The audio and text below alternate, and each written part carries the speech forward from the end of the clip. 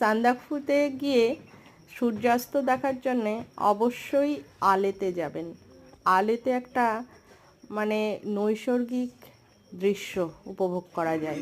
সূর্যাস্তটা হচ্ছে, দেখুন আমরা আছি মেঘের ওপরে, মেঘ আমাদের নিচে এবং এক সাইডে তামাটে রংটা দেখা যাচ্ছে, ঝুপ করে সূর্যটা ডুবে যাবে।